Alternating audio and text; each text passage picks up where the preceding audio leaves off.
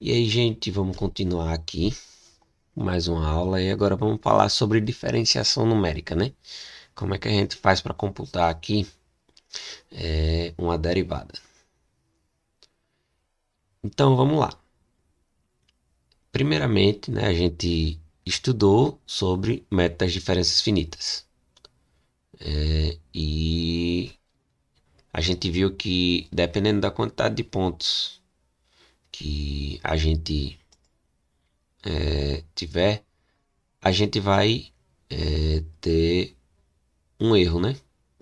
E esse erro depende do valor do H, depende do valor do X, depende da função também que a gente está analisando.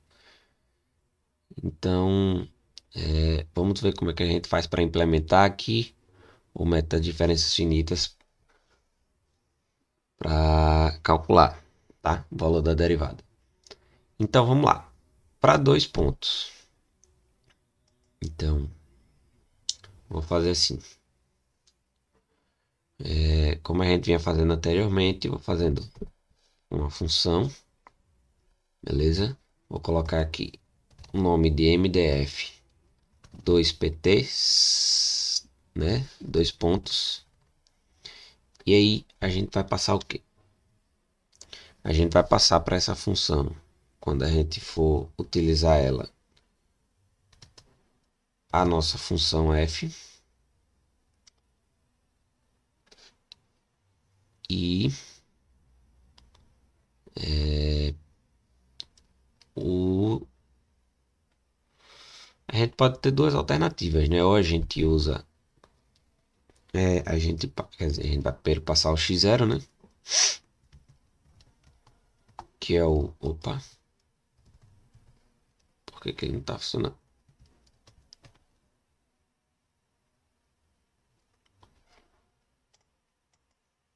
Hum, não sei. Enfim, a gente vai passar o x0 e ou a gente passa, né, o segundo ponto, ou seja, o segundo valor de x, ou a gente passa o parâmetro h, né? Vamos fazer das duas maneiras. Então vou pegar aqui o x1. Opa, faltou o x. Deixa eu tentar agora. Pronto, beleza. Tem o f x0 e o x1. Beleza. E basicamente o que essa função vai retornar é a nossa fórmula para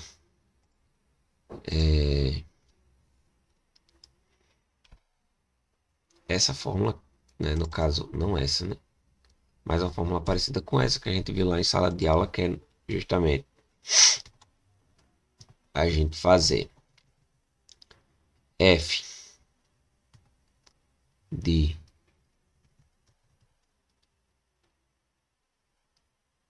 x1 menos f de x0 dividido por x1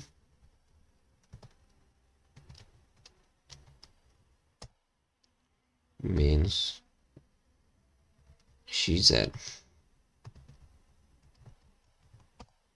certo? E aí a gente está calculando a derivada em qualquer um dos pontos, né? Porque a gente viu que independente do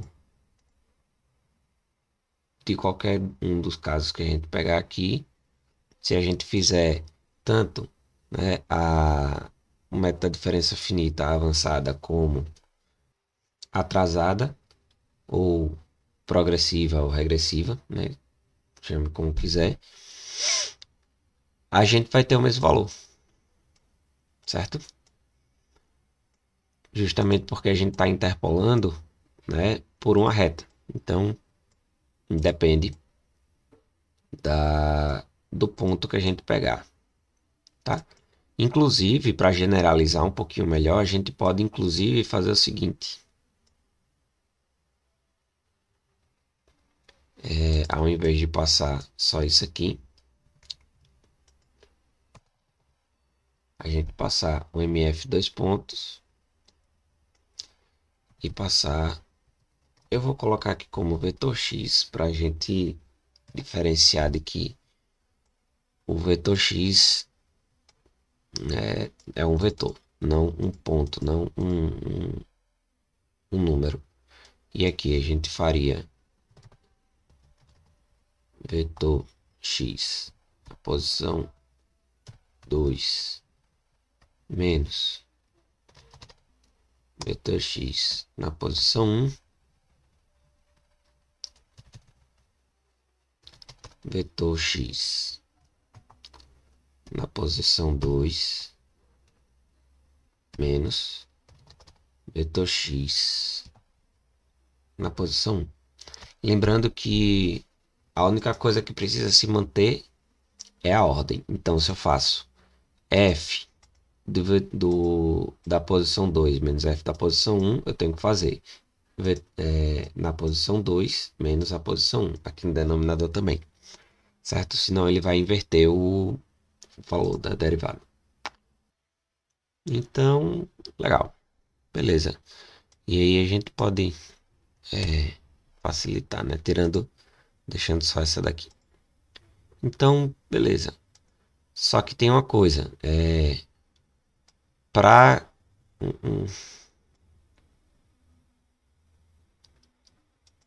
uma coisa que é interessante a gente fazer é definir que essa f aqui vai ser uma função e definir que esse vetor aqui vai ter que ser um vetor. Ou seja, se quando a gente usar essa função e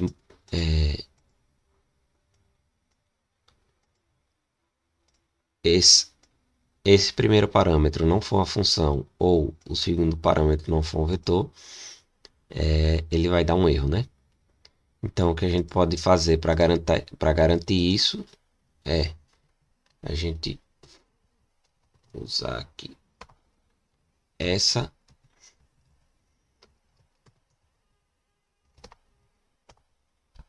nomenclatura aqui. Ou seja, eu estou definindo que esse f aqui, ele vai ser preciso a gente passar uma função, enquanto que no vetor x a gente vai precisar passar um vetor, tá? Então, beleza. Vamos ver como é que a gente vai fazer aqui. Eu vou fazer o seguinte. Eu vou, inclusive, usar um, um f de x aqui. Lembrando que esse número, né, esse nome aqui não precisa ser o mesmo. Esse nome aqui não precisa ser o mesmo desse, tá? Eu vou inclusive usar aqui g de x para a gente mostrar isso, esse fato. Então a gente está definindo aqui um g de x como uma função bem louca aqui, x elevado a x, por exemplo. Então a gente tem aqui e eu vou definir vou fazer a mesma coisa e vou definir como vx. E vai ser o que? Esse vetor, ele vai ser um vetor, sei lá, por exemplo, 1 e 2. Posso mandar com 1 e 2 assim mesmo, certo? E a gente chama a função mdf dois pontos passando a função g e o vx, certo? Vamos executar aqui para ver o que a gente vai receber aqui. Então a gente tem aqui 3. Vamos abrir aqui o meio para a gente ver qual o valor dessa função.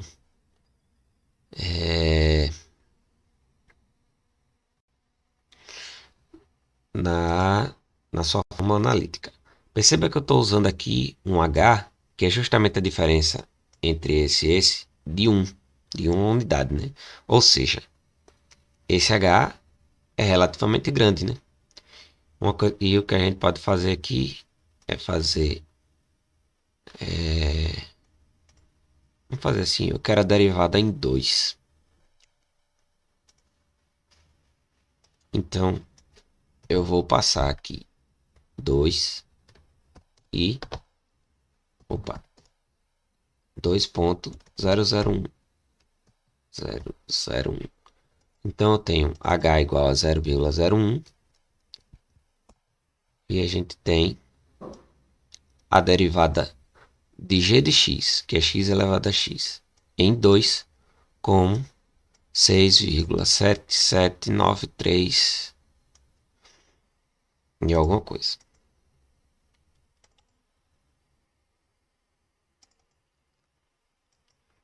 Vamos fazer aqui nossa g de x. Opa, g de x vai ser x elevado a x. Beleza? Então, quanto é g' em x igual a 2? Vai ser isso aqui, né? Ele derivar analiticamente, né, esse programa. Então, vamos fazer aqui e aproximar com 20 casas decimais para a gente ver o que a gente tem. Então, comparando aqui, a gente tem um valor aproximado, né, na segunda casa decimal, comparado ao que a gente teve anteriormente, né, 6,7793 e aqui 6,7725. Como a gente pode fazer isso? A gente aumentar o H, ou diminuir no caso. E vamos, por exemplo, botar mais um zero aqui. E aí a gente já desce para 7,332. Botar mais um zero. 25. Só que tem um problema. Perceba que esse H, ele está justamente aqui no denominador, né? Que é a diferença, né, desse com esse. Esse menos esse. E aí o que é que acontece? Se a gente usar um H muito baixo, ainda está razoável. Mas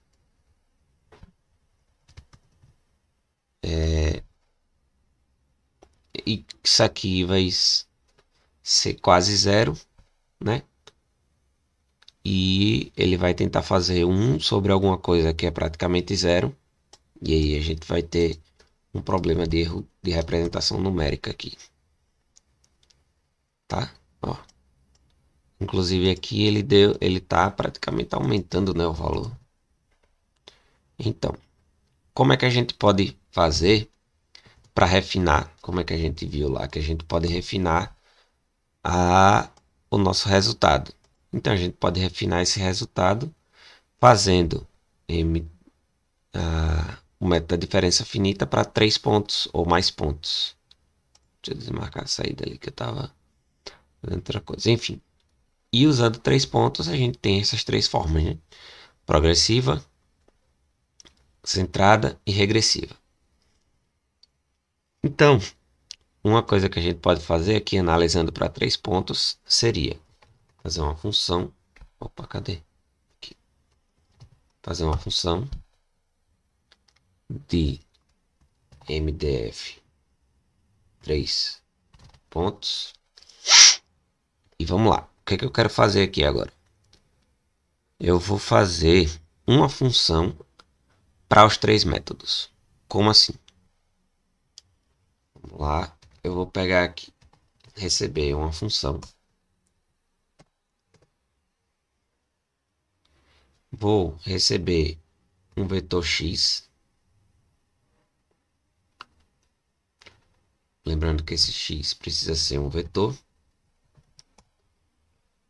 E vou receber também um parâmetro OP aqui, que vai ser uma opção. E vai ser do tipo char. Ou seja, o que é esse tipo char? Ele é um caractere.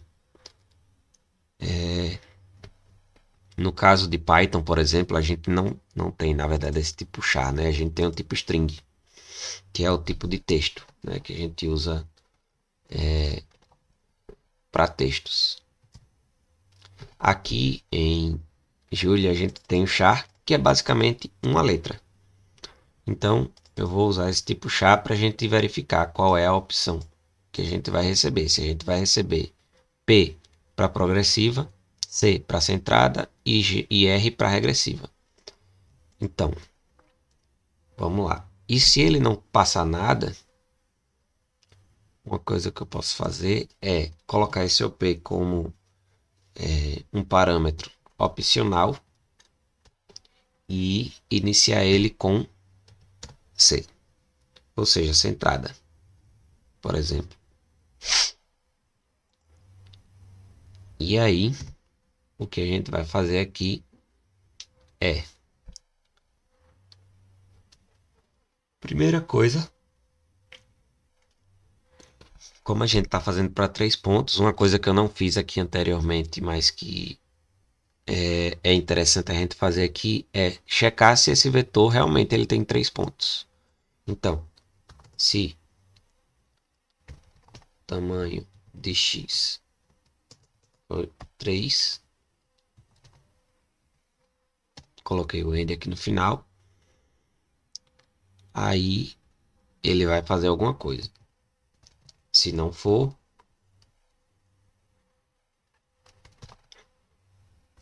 println o vetor precisa ter 3 elementos. Vou botar, ficar bonitinho. Beleza. Se valer 3, beleza. Se não for, então a gente vai dar esse print na tela, tá? Então, vamos calcular agora, que nada mais é do que fazer um if agora para checar se a opção é progressiva, centrada ou regressiva. Então, se OP igual a P, a gente vai calcular, a gente vai dar um return e vai calcular por essa fórmula daqui. Então, a gente vai fazer dividido por. Aí a gente tem uma coisa, né? Essa fórmula ela só é válida para diferença pontos igualmente espaçados. Então a gente precisa verificar isso. Tem uma função aqui em Julia que é interessante. Deixa eu criar um novo coisa de código aqui para mostrar ela. Então, se a gente tem aqui, por exemplo, um vetor que a gente tem 0, 0.1, 0.2, 0.3, 0.4, 0.5, 0.6, por exemplo. Certo? Independe da quantidade de elementos do vetor. Tem uma função que ela se chama diff. O que é que ela vai fazer? Ela vai retornar um vetor com um elemento a menos, onde a primeira, o primeiro elemento do vetor vai ser esse menos esse. O segundo elemento do vetor vai ser esse menos esse. O terceiro vai ser esse menos esse. Então vamos verificar aqui. Perceba aqui que a gente fez, né? Esse menos esse, 0,1. Esse menos esse, 0,1. esse menos esse, deu 0,09998, né? Então, devido a algumas questões aqui de aproximação, mas continua sendo praticamente 0,1, né? 0,1 e assim sucessivamente. Então, a gente pode usar essa função diff aqui para verificar se e ainda pegar o valor de H, né? Que a gente vai precisar dele para usar na forma. Então, antes de ver aqui, antes de fazer a opção, vamos ver o seguinte. Se vou botar o end logo aqui no final. Se antes de fazer assim, vou fazer H recebendo diff de x. Só que esse diff de x, como eu mostrei aqui, ele é um vetor, né? Então a gente vai pegar aqui a primeira primeiro elemento desse vetor. Se a gente colocar aqui, vamos ver se ele funciona desse forma. Então, a gente pegou justamente o primeiro elemento do vetor e trouxe aqui para a gente, né? Com 0,1. Então, peguei aqui o primeiro elemento do vetor. E aí? Como é que eu vou checar se esse H é diferente, é igual aos outros? Então, se H for igual a outra função legal que a gente tem aqui, n, ou seja, a qualquer um dos elementos do vetor diff(x), ou seja, diff(x) ele vai retornar aquele vetor que a gente tinha anteriormente, não é isso? Esse n ele vai fazer a comparação essa comparação do igual para cada um dos elementos desse vetor. Então, só que aí tem uma coisa interessante aqui, é que como a gente viu, a gente tem um pouco de erro aqui por causa da representação numérica, né? Como é que a gente pode fazer isso? Porque provavelmente esse igual aqui não vai dar exatamente igual, né? Então a gente pode corrigir isso com esse operador aqui, ó. Vou digitar ele todo aqui. Aprox, certo? Então é um operador para fazer uma comparação se esses elementos são aproximadamente iguais, não necessariamente exatamente iguais, tá? Então, se for, a gente vai dar continuidade. Se não for, a gente dá um print ln de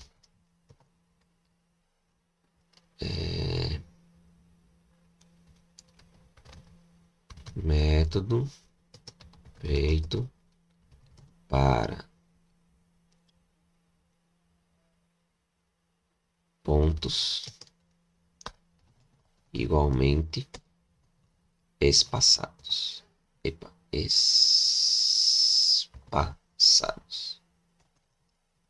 Beleza? Então, tudo certo. Aí agora a gente pode checar a opção. Se a opção for igual a P, a gente vai fazer. Se não for e for igual a C, aí a gente vai passar a fórmula. Se não for igual a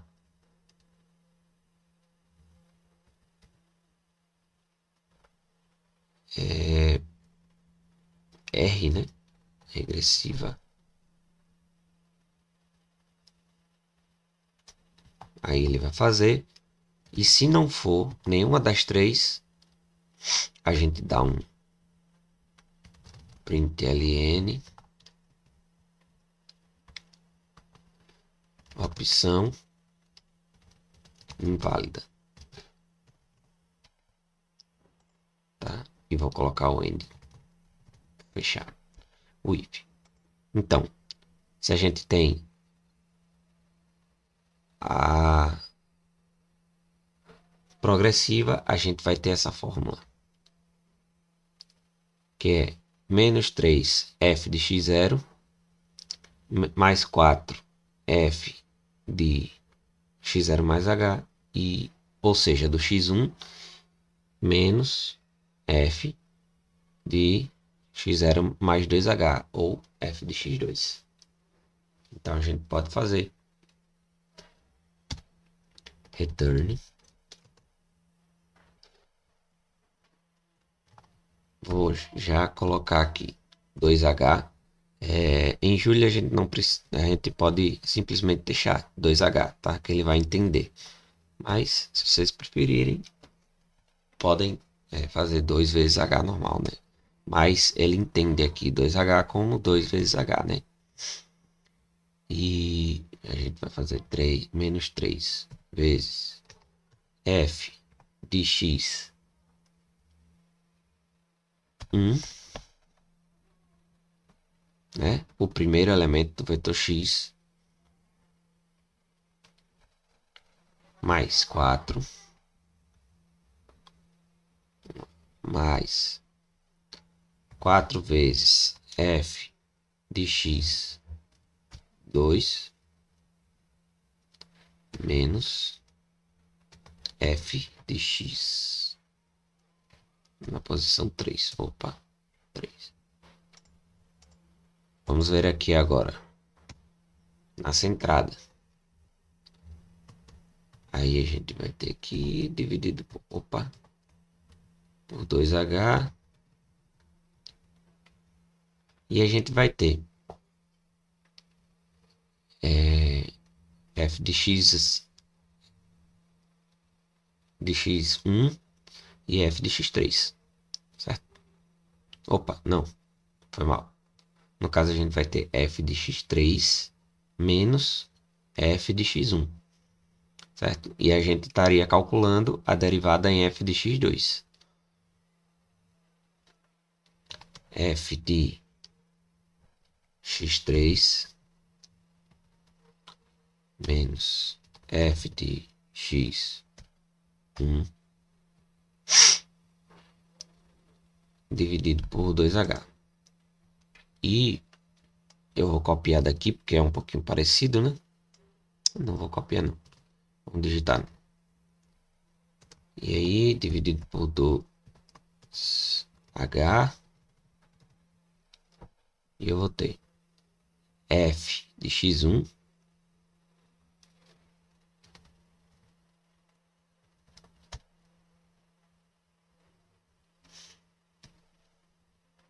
menos 4, não é isso? Isso, menos 4f de x2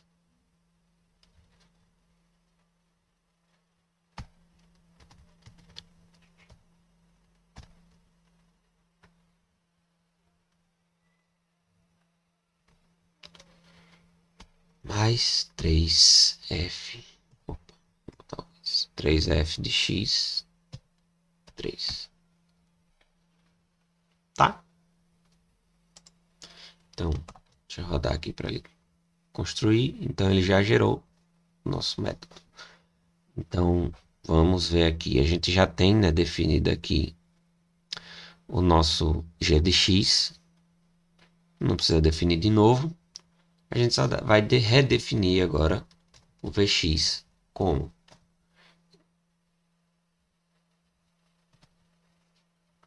vamos fazer assim, 2.01 2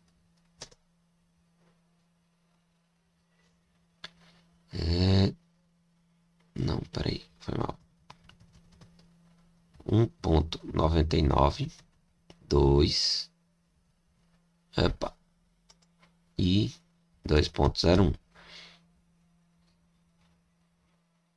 Então, o que a gente precisa entender é o seguinte, que a gente vai ter esses três aqui. Vamos fazer o seguinte. Eu quero calcular em 2. Então, eu vou pegar. Vou calcular um Vx P, que vai ser para a derivada progressiva. E aí, se é para progressiva, eu vou precisar pegar os valores que estão à frente. Então, o primeiro vai ser 2. O segundo vai ser 201 e 202. Vamos fazer assim. Melhor ainda. Eu vou definir o meu H aqui como 0.1. E aí depois a gente vai alterando esse H para ver o que acontece. 1.01, né? Então a gente vai fazer 2 mais H e 2 mais 2H.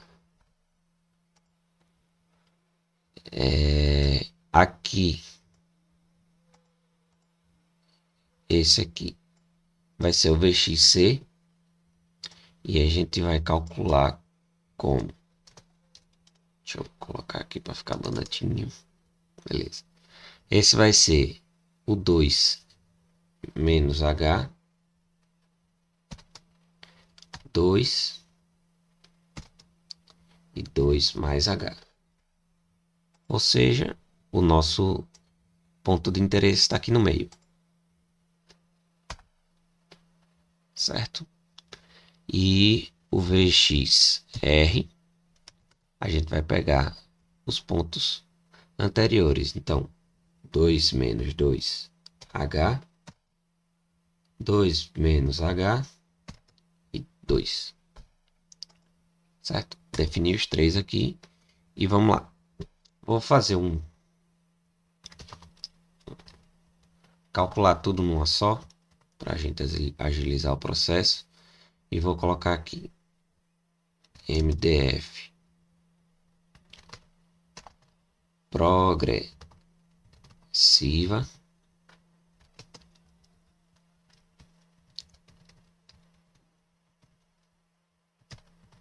MDF centrada, vou botar assim para ficar igual, e regressiva, beleza? E depois aí a gente vai chamar aqui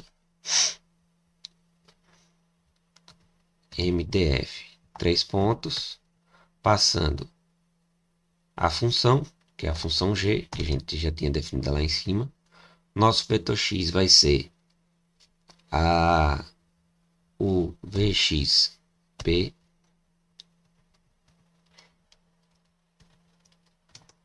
MDF 3 pontos.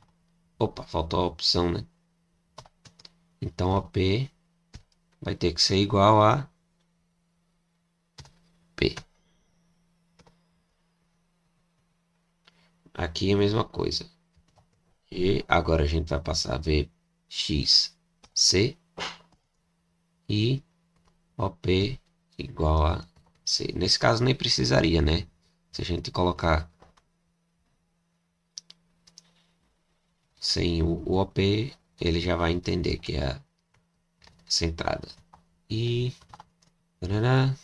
G VX R OP igual a R. Então vamos executar aqui para a gente ver no que a gente vai resultar. E então, na verdade o que a gente tem que fazer é isso aqui, tá? Para verificar. O N, ele vai verificar, ó, vai ter um vetor onde vai ter verdadeiro, falso, falso, verdadeiro. Se algum vetor, ou se algum dos elementos desse vetor for verdadeiro, ele vai retornar verdadeiro. Se todos forem falsos, ele retorna falso. Então, basicamente é isso. Então, o que é que a gente pode fazer para gerar esse vetor? É isso aqui. a gente está comparando o vetor diff, cada elemento do vetor diff, da mesma forma que a gente fazia, por exemplo, ponto mais para somar o valor de h a cada elemento do vetor, a gente faz ponto barra aprox para verificar, para verificar se esse se essa igualdade vale para cada elemento. Então, ele vai fazer h é aproximadamente igual ao vetor, ao elemento 1 do vetor diff, é igual, aproximadamente igual ao elemento 2, h é aproximadamente igual ao vetor 3. E aí ele faz isso e gera um vetor como esse aqui. Como verdadeiro, falso, falso, verdadeiro, tal, não sei o que. E se algum desses for verdadeiro, na verdade, não é algum, né? É all. Ou seja, se todos forem verdadeiros, né? Se todos forem verdadeiros, então ele vai retornar verdadeiro.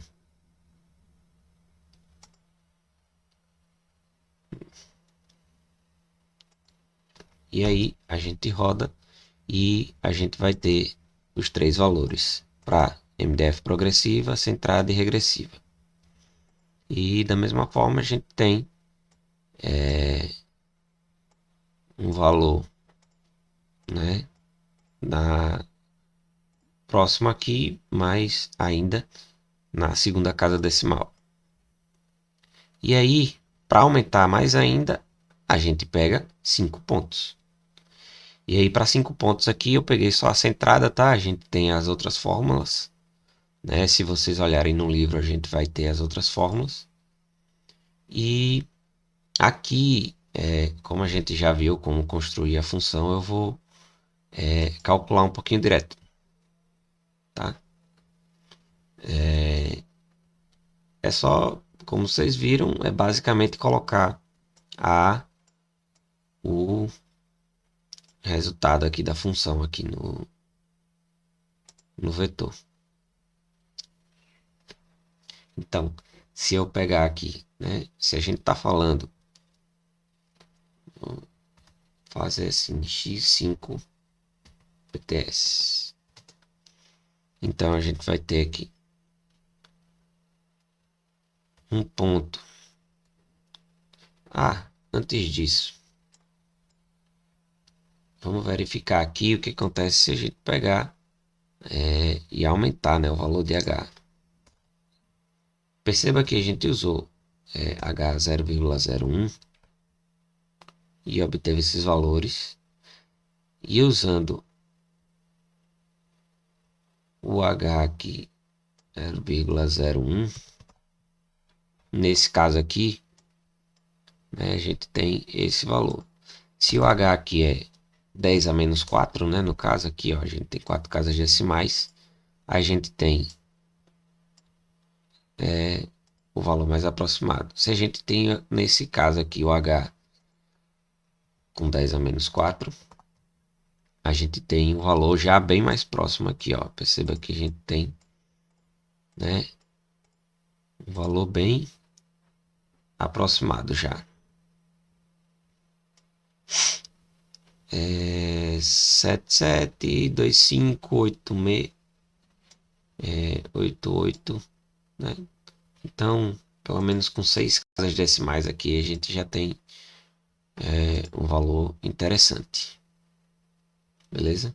E a gente ainda pode melhorar ainda mais essa aproximação usando 5 pontos.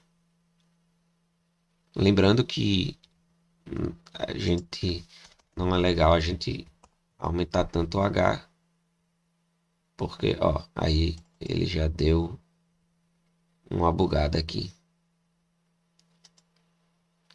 que é pesada e retornou nada aqui. Então, um valor interessante é aqui, 10 a menos 4, 10 a menos 5, talvez até 10 a menos 6, eu acho.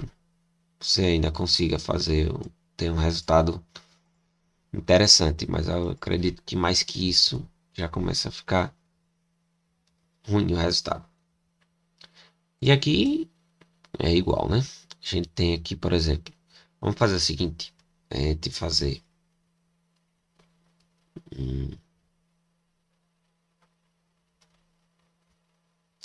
vou mudar aqui, colocar H aqui de novo, 0,01, para a gente fazer o comparativo. O nosso Vx, como a gente vai fazer centrada agora, né? Somente, e eu vou ter aqui o range de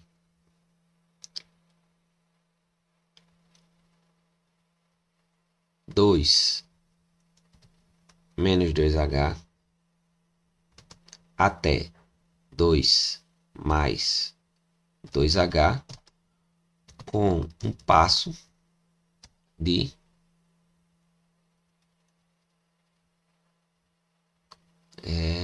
H. Né?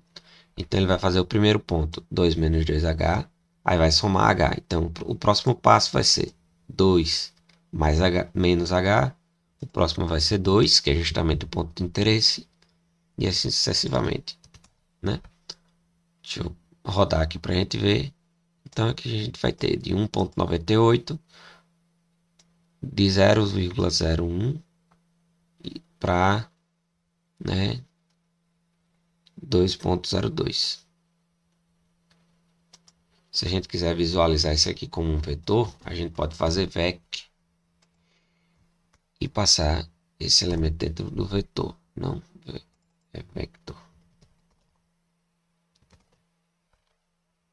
Opa, tem que escrever certo, né, para poder funcionar. Pronto, então a gente tem aqui 1,98, 1,99, 2, 201 e 202. Beleza? Vou deixar esse vector aqui mesmo. E aí a gente vai fazer function mdf 5 pontos, vou botar mdfc, né, para dizer que é essa entrada. Então, passando a função f,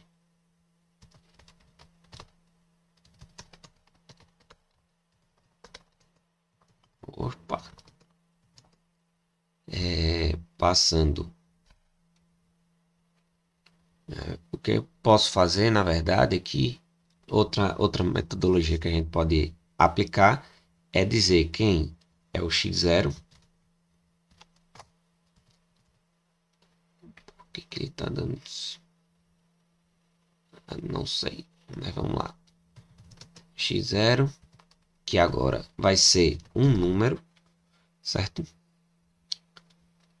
Para quem for fazer em Python, então a gente tem, ele não tem essa classe número, né? Ele vai ter uma classe float, que pode ser float 16, 32, 64, dependendo da precisão. Mas aqui em Julia a gente tem a classe número, classe não, né? Tipo de variável. E aí, e passar o H, que vai ser um número também, né? E aí a gente vai dar um return. O bom é que nesse caso a gente vai ter a fórmula idêntica a essa, né? Então, sobre 12H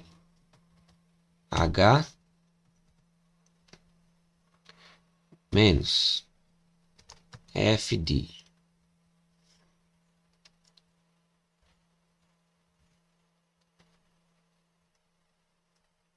x0 menos 2H mais 8 vezes F de x0 mais h menos 8 vezes f de 8. Eu tô errando tudo. Aqui é mais. F de x0 menos h mais f de x0 menos 2h. E aí, vamos verificar aqui e calcular agora com os 5 pontos. Ou seja, a gente já não precisa mais desse vetor, né? A gente também não precisa mais desse h. Inclusive, a gente pode colocar aqui, ó, esse h também como uma variável opcional, um parâmetro opcional para a função, e passar aqui, por exemplo, 0.001.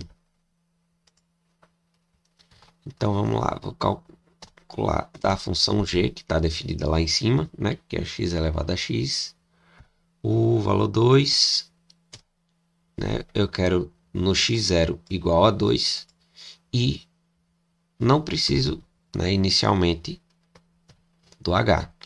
Então a gente vai ter esse resultado aqui, que vai dar um valor aproximado para 4, 6, 8, 10 casas decimais, né? Até aqui, praticamente. E bem próximo mesmo, né? Que a gente já tem aqui, ó, 3. Se a gente quebrar aqui, a gente arredonda para 4, né? Então, realmente está uma aproximação bem razoável. E perceba que se a gente usar, como a gente usou inicialmente, é igual a 0,1, 0,01, a gente já tem uma aproximação muito melhor até do que a gente tinha anteriormente, né? Justamente por causa disso a gente aumentaria o número de pontos. Como que a gente poderia fazer agora para calcular a derivada para ordens superiores? Eu vou usar isso aqui, mas esse raciocínio ele pode ser usado para todas as outras fórmulas, tá? Para todas as outras. E eu vou fazer agora uma função. Uma coisa que a gente vai precisar fazer é o seguinte, que a gente vai precisar entender é o conceito dentro da... Eu não sei se a gente estuda isso em introdução à computação, mas existe um conceito de funções que a gente chama de recursividade. O que é que significa isso? A gente vai fazer na determinação da função aqui, calcular ela de novo, né? E o que é que a gente está fazendo aqui? Por que a gente precisaria desse coisa? Se a gente tiver, lembrar do cálculo da derivada segunda, por exemplo, a gente sabe que a derivada segunda ela vai ser a derivada da derivada de uma função, né? Então, se eu fizer esse efeito como a gente tem essa noção aqui de recursividade, e dentro da função a gente vai aplicar, né, a mesma função, ou seja, a gente vai calcular a derivada da derivada. Então a gente pode aplicar essa. E eu vou fazer isso, né, apesar de eu ter botado aqui derivada segunda, mas eu vou fazer isso para uma derivada de ordem superior qualquer n, certo? Então eu vou fazer assim, MDF, e vou utilizar o 5 pontos. Então, MDFC 5 PTS. E aí, vou passar a função f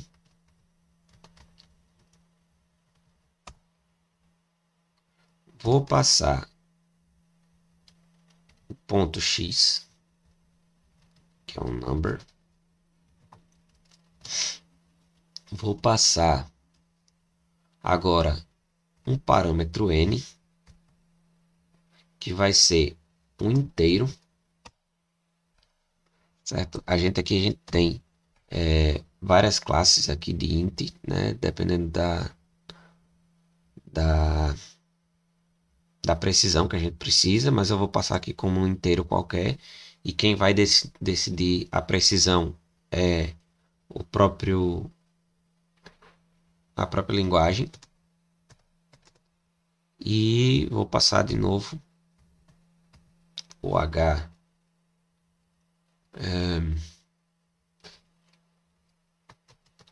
como número igual a 0,01 10 a menos 4, tá? E aí,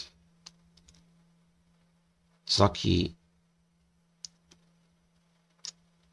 e aí como é que a gente vai calcular? A gente vai dar um return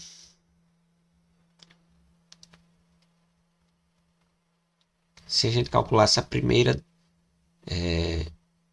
vamos fazer se n igual a 1, então ele vai retornar, né, a primeira. Ele vai retornar aqui a primeira derivada, né?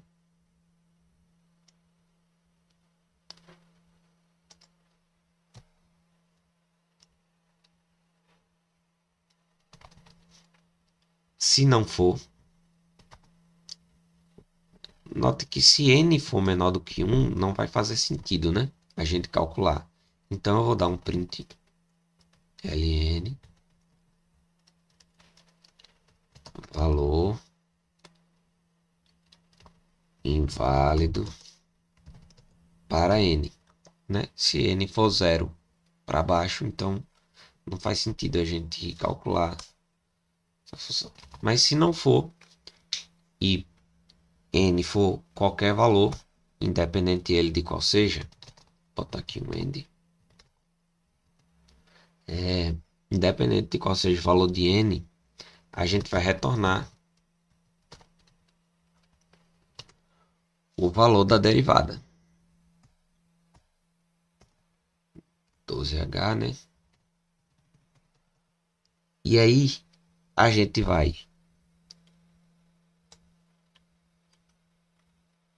calcular exatamente o que está aqui.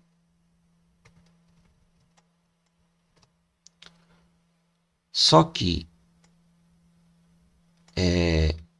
a gente vai calcular a derivada, ou seja, mdf 5 pontos dessa mesma função f aqui, passando o g, passando o ponto x0 mais 2h, passando o n, agora vai ser n menos 1, n menos 1, certo? E só por precaução aqui, h igual a h, ou seja, o h eu vou usar o mesmo h que eu estou recebendo aqui na chamada da função, certo? Beleza, isso idem para os próximos. Então mdf c 5 pontos, passando f x mais h n menos 1 e h igual a h. Quem tiver interesse, aí pode dar uma olhada depois e se aprofundar um pouquinho mais nesse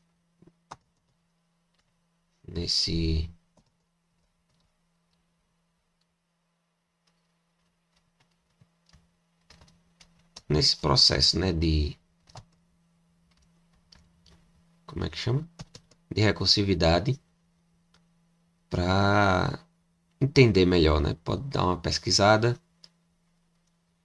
Tem muita coisa no YouTube sobre isso. Muita gente explicando um pouquinho melhor do que eu sobre isso, tá? Então vamos ver aqui agora. Eu espero que eu não tenha errado nada. Mas enfim. MDF 5 pontos de G no ponto 2 para N igual a 1, né? Para a gente fazer o teste. E eu vou deixar agora o H com 10 a menos 4, que é um valor que a gente já viu que funciona bem. Então, rodando, x0 não foi definido porque eu não usei x0 aqui, eu usei x, né? Então, beleza, x0. Então a gente tem aqui esse valor já, né? Que foi idêntico ao que a gente, né, teve aqui. Pro h igual a... Pode perceber aqui que é idêntico, né? Ou seja, ele entrou aqui com esses valores, ele viu que n era igual a 1 e simplesmente retornou o valor, certo? Se n for 0, valor inválido para n. Note que se eu botar 0,5, por exemplo, né, não existe derivada que não seja inteira, ele falou aqui, ó, não existe nenhuma correspondência para o método M5P com o, o valor de n, né, aqui como float. O valor de n precisa ser inteiro, né, no caso, ó. E ele mostrou aqui, ó, justamente aqui, qual é o erro. A gente tem aqui em vermelho, que é justamente aqui a posição do parâmetro n. Então ele precisa ser um inteiro. E aí, vamos testar agora para 2. Então a gente vai ter aqui como derivada segunda esse valor aqui. Vamos calcular aqui do lado, derivada segunda de g, da nossa g de x aqui, no ponto 2. Ele deu esse resultado aqui. E vamos aproximar com 20 casas. E aí a gente tem aqui 13, 466, 98, 96, certo? E o interessante é que se a gente fizer para N3, então a gente vai ter também, né? Como a gente usou esse fenômeno, essa recursividade da derivada, então isso vai ser... Só que aí, opa, eita, eu fiz de 3, não foi? Peraí, aqui é 2. 2 e beleza. 28, 57, 41. Note que agora a gente já caiu um pouco a nossa aproximação. Por quê? Porque a gente está usando o método várias vezes, né? Por esse fato dessa recursividade. E aí, usando várias vezes, o erro que a gente tem, ele vai se replicando, né? Então, o erro total aqui, ele é maior do que o erro que a gente tem efetivamente para uma aplicação do método, né? Então, esse erro ele vai se acumulando. E esse é um problema que a gente tem. E a gente tem agora, eu queria mostrar para vocês que não tem uma forma assim, uma única forma de fazer. E a gente tem também uma implementação alternativa, né? Sem a fórmula, sem ter necessariamente essa fórmula aqui. Cadê essas fórmulas?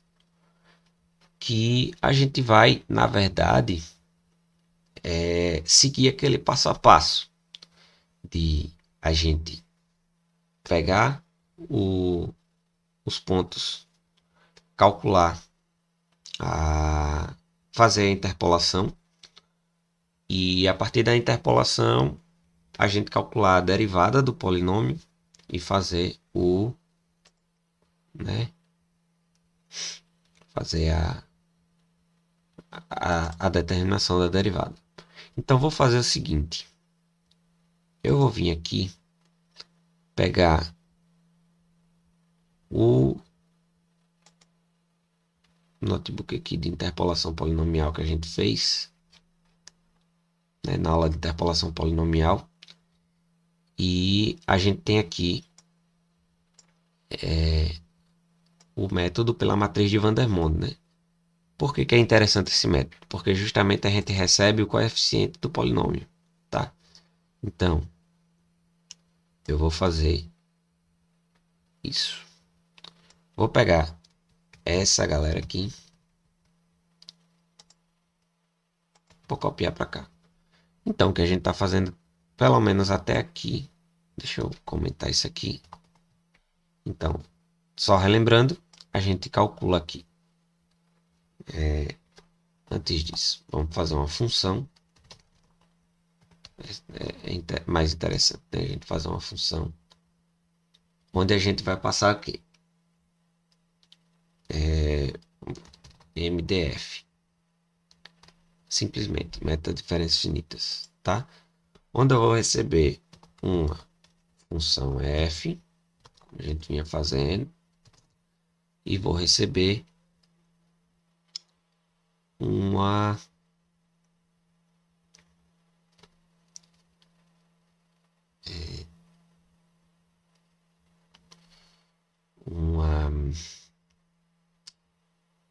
um vetor x aqui, tá? E eu vou fazer MDF centrado.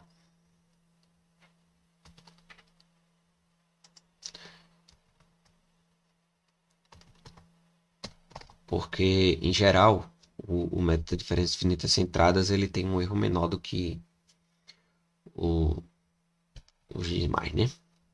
E vou precisar também fazer como parâmetro opcional um h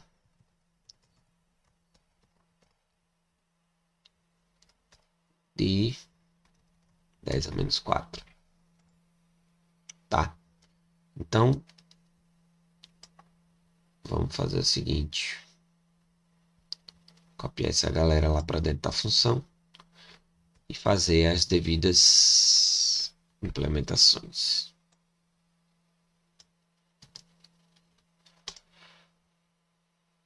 Beleza. Esse n agora, eu vou definir ele. Lembra que quando a gente falou da parte de interpolação polinomial, a gente não, né? Durante a aula, a gente vê aquele fenômeno do efeito de Range, né? Então, esse n não pode ser tão grande, tá? Esse n é justamente a quantidade de pontos que a gente vai utilizar para fazer a interpolação polinomial. Lembrando que para fazer um método de diferenças finitas centradas, a gente vai precisar de um número de pontos ímpar, né? Porque aí a gente vai conseguir pegar o ponto central, né? Então, eu vou fazer inicialmente aqui com 7 pontos, tá? A gente ainda pode fazer o seguinte. Colocar esse n como parâmetro opcional aqui também. N inteiro como 7.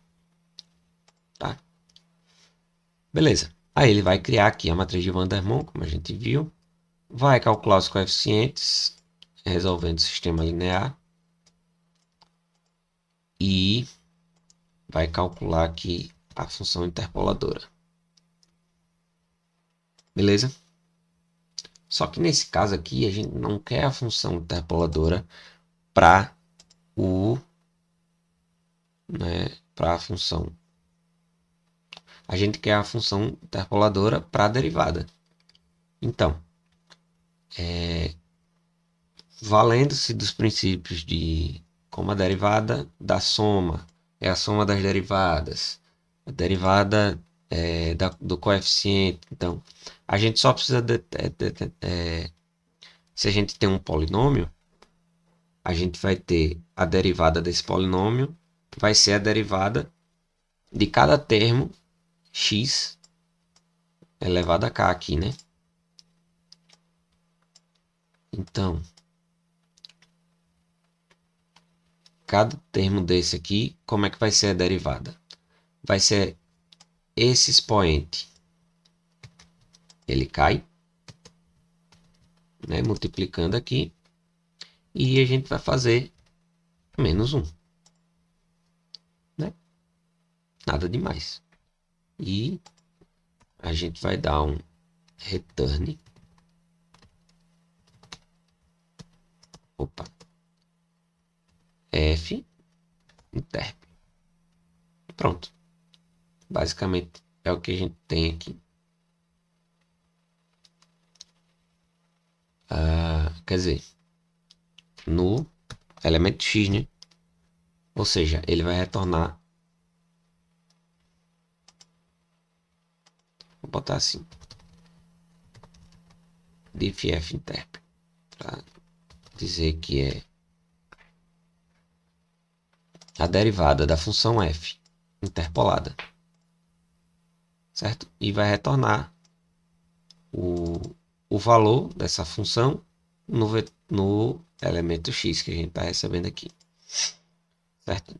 Vamos rodar aqui para ver se não tem nenhum erro. Tá? Gerou normalmente. E a gente vai calcular aqui.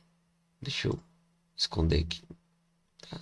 Só fiz, né, ocultar aqui. Então pode perceber que ele está pulando da linha 1 para a linha 20, tá? Então o código está aqui, então eu só ocultei para facilitar a gente aqui. Então, MDS entradas da função. Opa, mas tem uma coisa aqui.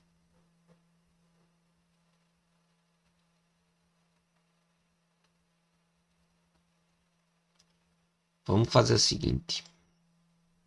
Esse aqui é um x0, né? Esse vetor x aqui vai ter que ser o vetor que a gente, como a gente definiu anteriormente aqui, né? Cadê ele? Acho que a gente não definiu. A gente ia definir, mas não definiu. Vai ser o vetor x. Ele vai ser x0, que é o ponto que a gente quer calcular, menos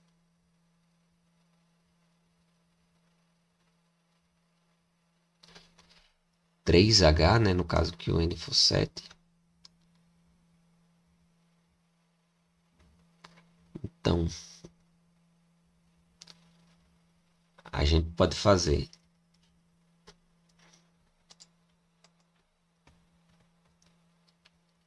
n menos 1 sobre 2.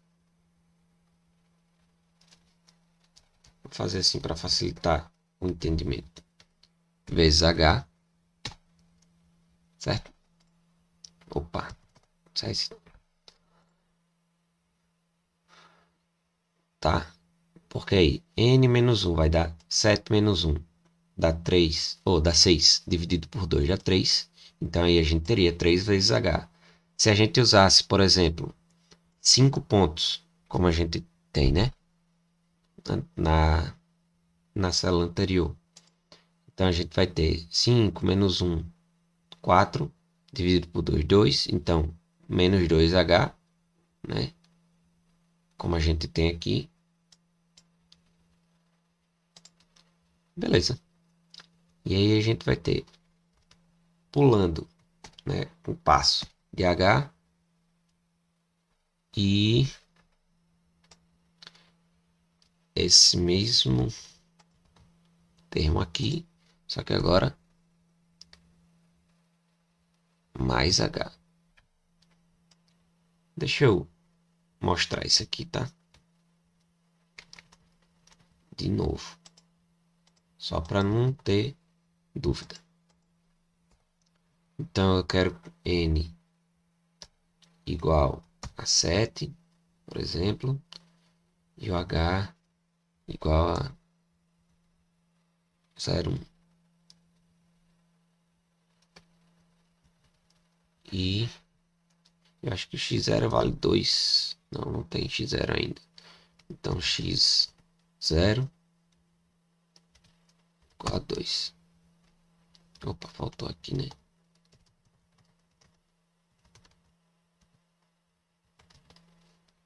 Beleza. Que é justamente aquele vetor aqui. Opa.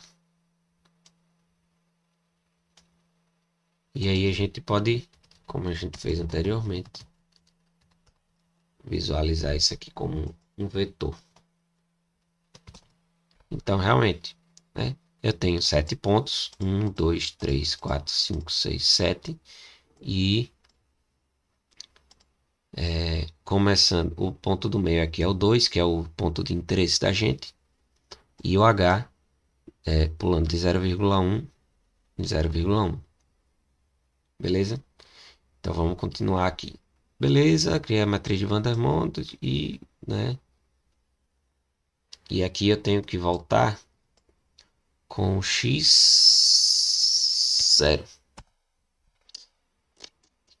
Então vamos lá. Método da diferença finita centradas na para a função g, né? Que a gente tinha lá anteriormente. O x0 é 2 e o h e o n eu vou manter, tá? No caso, eu vou fazer n igual a 5 para a gente ver quanto é que a gente vai receber aqui.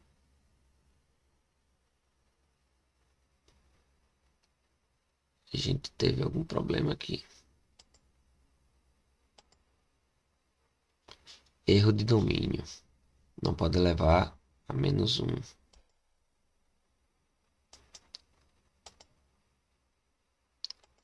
Por quê? Ele está dizendo que eu estou levando a um inteiro. Ah, no caso, como a gente está diminuindo, se a gente está usando a derivada, então a gente não pode mais fazer até n. A gente vai ter que fazer até n-1, né? Por quê? Porque o coeficiente, o último coeficiente que a gente tinha aqui calculando aqui, era justamente o coeficiente do termo dependente, né? Independente. E aí, o que é que aconteceu? Quando a gente faz a derivada, esse termo ele tem que ser zero, né? A gente zera ele, já que é uma constante, a derivada da constante é zero. Então, esse termo ele não entra na conta. E esse termo ele seria o último termo, tá? Desse vetor de coeficientes. Então, a gente só vai até o penúltimo termo. Por quê? Porque quando a gente fizesse... qual foi o problema que deu, na verdade, né? Quando a gente fez esse n menos k menos 1, no final, ele deu um expoente -1, tá? E aí, ele deu problema aqui com esse elevado a -1.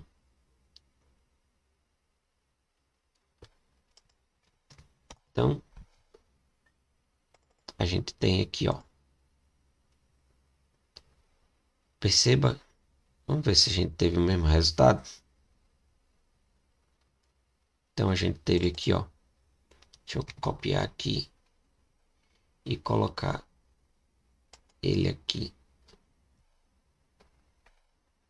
Vou botar no Markdown aqui, só pra gente ver como é que ficou.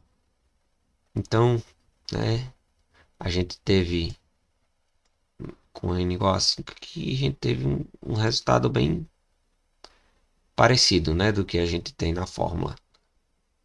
E só que aí a gente pode aumentar o número de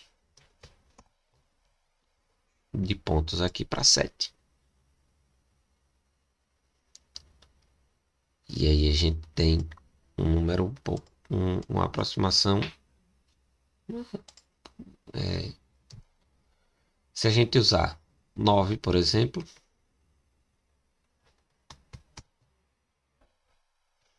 a gente consegue uma aproximação maior ainda. Ó, 7, 2, 3, 7. Talvez até com...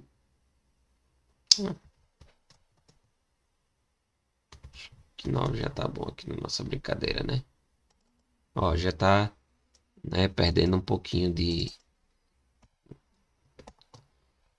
Então, é só uma outra alternativa, né? Que a gente pode fazer. E como adaptar essa função que a gente acabou de criar para calcular o método de diferenças finitas centradas para a ordem superiores, né? Então, o que a gente vai precisar fazer aqui é o termo desse coisa aqui para ordens superiores. Primeiro que eu vou fazer um i aqui, que vai na outra a gente usou n, só que como a gente já está usando n aqui para o número de divisões aqui do intervalo, então vamos fazer agora para n. Agora a ordem da derivada a gente vai chamar de i, tá? Então vai ser um inteiro novamente. Opa, errei. Int vai ser a ordem da nossa derivada. Então se a gente quer a ordem, a derivada segunda, o i vai ser 2. E assim por diante. Beleza? Como é que a gente vai fazer isso aqui? Então, bom, então eu estava procurando uma imagem já pronta, mas eu não consegui achar, então eu trouxe para cá. Escrevi aqui. Se a gente tem um monômio, né, que é o x elevado a n, e f de x aqui, né, que a derivada iésima, né, de f de x vai ser dada por essa expressão aqui. N fatorial dividido por n menos i fatorial vezes x elevado a n menos i. Vamos tentar interpretar, tentar entender aqui no nosso caso aqui.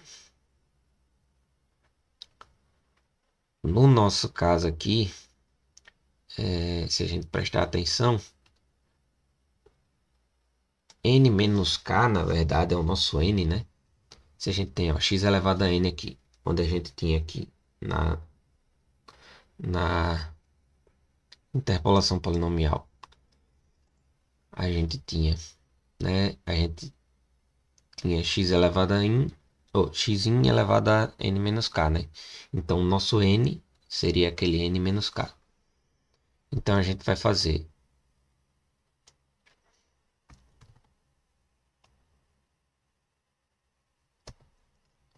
coisa aqui.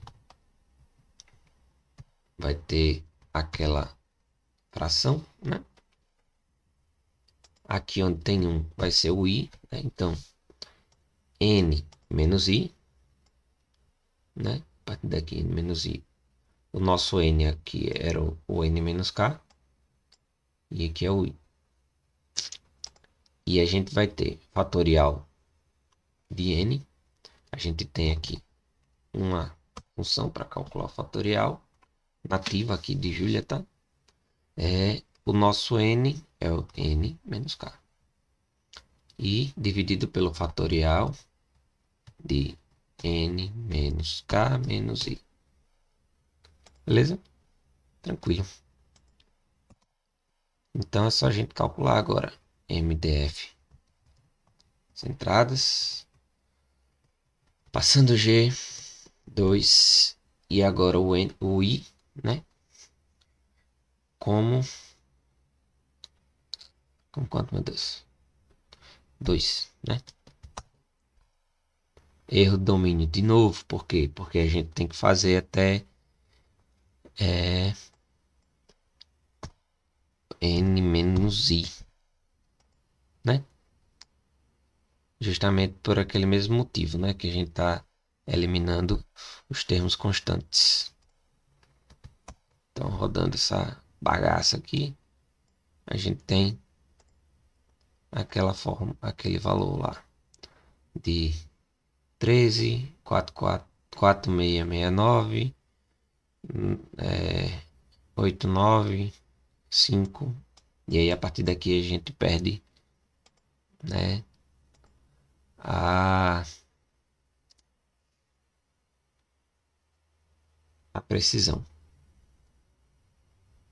E da mesma forma a gente pode pegar aqui e aumentar para n igual a 9. 899 não, amigo. E aumentar um pouquinho a precisão aqui. Não aumentou muita coisa não, mas enfim, basicamente é isso. É isso aí, pessoal, que a gente tinha sobre essa parte de diferenciação numérica. Espero que tenham gostado. A gente fez. Acho que deu para abordar de maneira bem completa, né? Essa parte de diferenciação numérica. E é isso. Até mais, pessoal. Que qualquer coisa pode entrar em contato e a gente conversa. Viu? Um abraço.